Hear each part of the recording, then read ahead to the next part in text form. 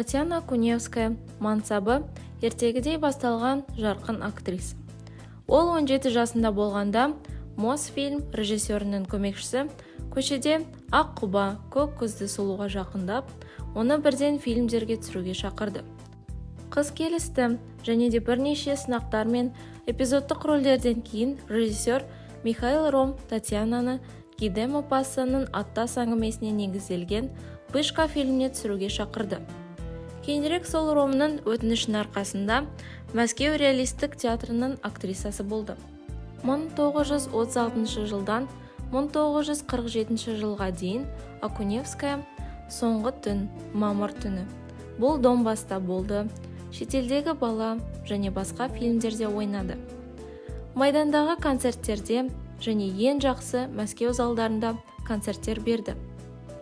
1947 жылы оған Ресей Кеңестік Федерациялық Социалистік Республикасының еңбек сіңірген әртісі атағы берілді. Бірақ актрисаның сұлулығы тағдырында өлімші рөл атқарды. Акуневскаяның өз естеліктеріне сәйкес, оның жанкүйерлерінің тізімінде көптеген ірі есімдер бар. Маршал Брос Тито, халық азаттық армиясының бас штабының бастығы Коча Попович, мемлекеттік қауіпсіздік министрі Виктор Абакумов, тіпті Лаврентий Берияның өзі болған. 1948 жылы 13 желтоқсанда Акуневская ұсталды. Оның өмірінде нағыз тозақ басталды. Оған 58 баптың 10 тармағы антикеңестік үгіт және насихат бойынша айып тағылды. Акуневскаяның айтуынша, қамауға алынған кезде оған ешқандай ордер ұсынылмаған. Сондай-ақ қамауға алынар алдында оған «Сіз қамауға алынуға тиіссіз, Абакумов» деп хат жазып жіберген. Актриса жазасын өтеу үшін Қазақстанның Жезқазған қаласындағы лагерге жіберілді. Кейінірек ол Каргополакта, Ветлакта қызмет етті және ағаш кесу лагерінде жұмыс істеді. Сталин қайтыс болғаннан кейін де актриса істі қарауға бірден қол жеткізе алмады.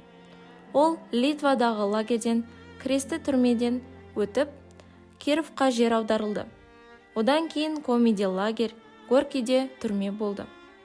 Оның түрмедегі сынақтарының соңғы орны Мәскеу түрмелерінің біріндегі жалғыз адамдық камера болды. Тек 1954 жылы Татьяна Куневская ақыры бостандық қалып, толық ақталды. Актриса театр труппасына қайта оралды. Ленин комсомолы онда 1959 жылға дейін жұмыс істеді. 1959 жылдан 1979 жылға дейін Москонцерт мемлекеттік концертінің әртісі болды. Татьяна Куневская қартайған шағында да өткір ақыл мен тамаша физикалық пішінді сақтап қалды. Ол 2002 жылы 15 мамырда 88 жасында қайтыс болды.